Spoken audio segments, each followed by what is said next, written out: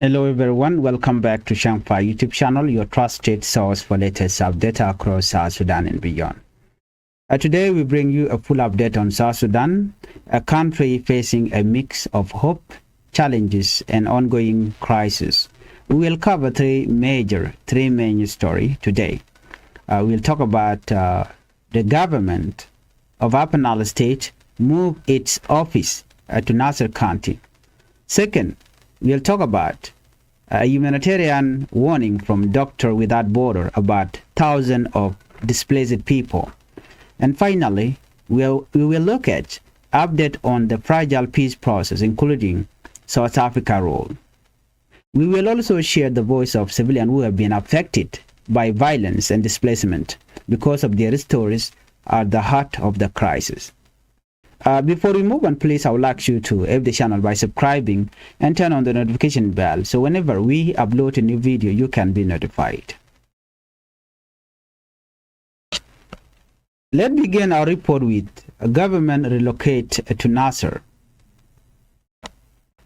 In Upper Nile State, the government has taken a significant step. Governor Jacob Dollarut has temporarily moved his office to Nasir County.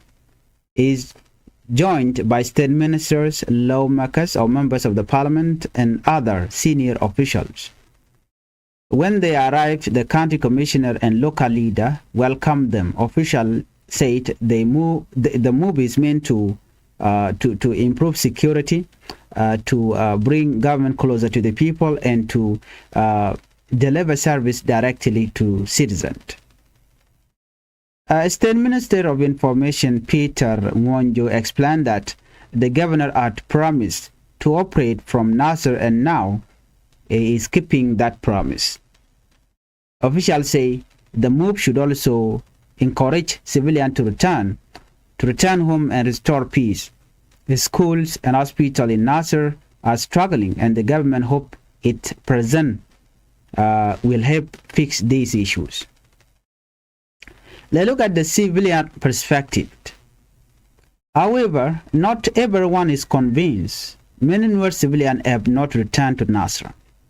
After the 2025 attack, where some reports claim chemical bombs were used by the SSPDF, South Sudan People Defense Force, together with Uganda Defense Force, civilians fled to refugee camp in Ethiopia.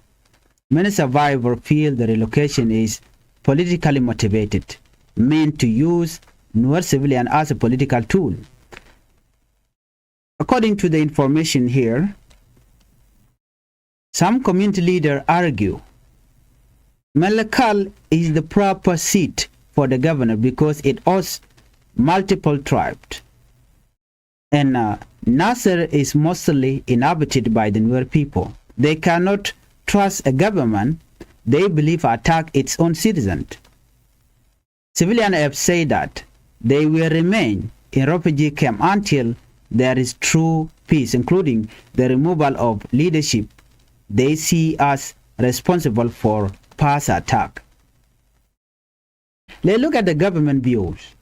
Despite this concern, officials continue to emphasize that their goal is peace, stability, and development. They believe their president can accelerate development projects, strengthen public confidence, and improve security.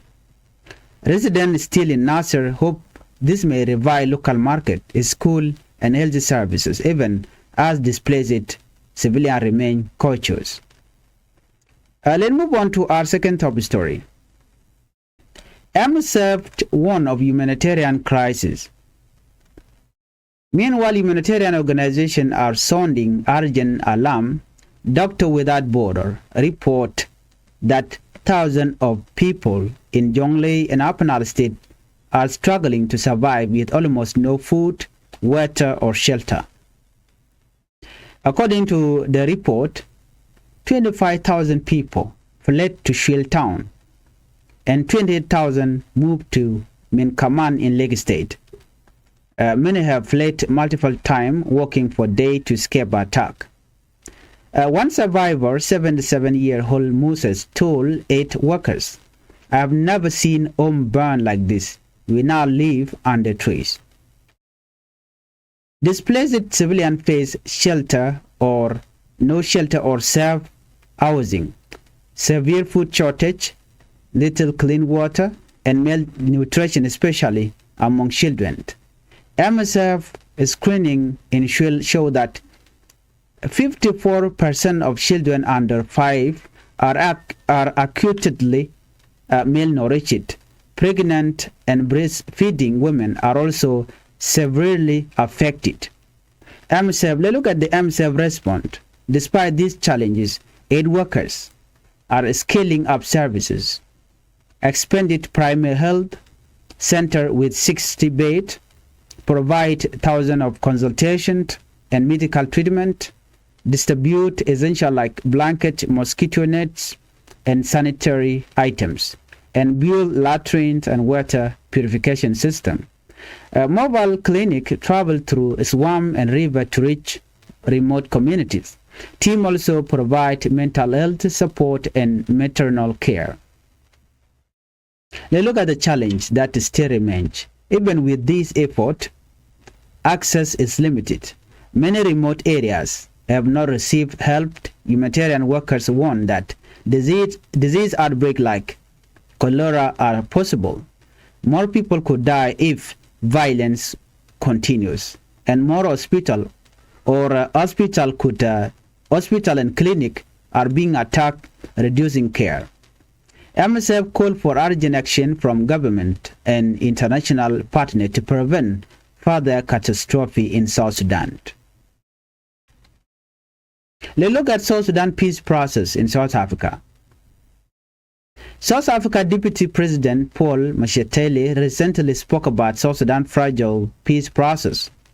Some of the key points were the success of peace depends on South Sudan's own leader. Second, he talked about international partners like South Africa, the African Union, and IGAD support, but cannot replace political will. Third, the 2018 peace agreement is still the roadmap, but implementation is low. Paul noted that renewed fighting in January and February displaced thousands of civilians, showing how fragile the situation remains.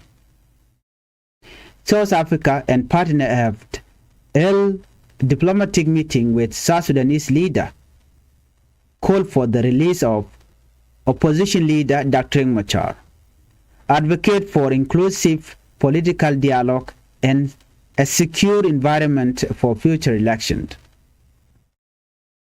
Despite international support, Mashat emphasized that the ultimate responsibility lies with South Sudan's leadership. They must show political will, trust each other, and build consensus. This message resonates with civilians who have fled violence and now watch political maneuver from refugee camp. To summarize all this, the Nile government has moved to Nasir, aiming for peace and service delivery, but displaced and West civilians remain skeptical. Second, MSF, Doctor Without Border, warned of a growing humanitarian crisis with thousands living without food, shelter, or medical care. And third, the peace process depends on South Sudanese leader, supported by regional and international partners, but implementation remains fragile. The future of South Sudan depends on peace, trust, and accountability. The voice of civilians, many displaced and afraid, remains central to any lasting solution. Thank you for watching this in-depth report. If you found this video informative, like, share, and subscribe for updates. Please comment below. What do you think about government move to Nasir? Do you believe peace is possible soon? Stay informed, stay served, and we will keep you updated on South Sudan ongoing situation. Thank you for watching, and bye-bye.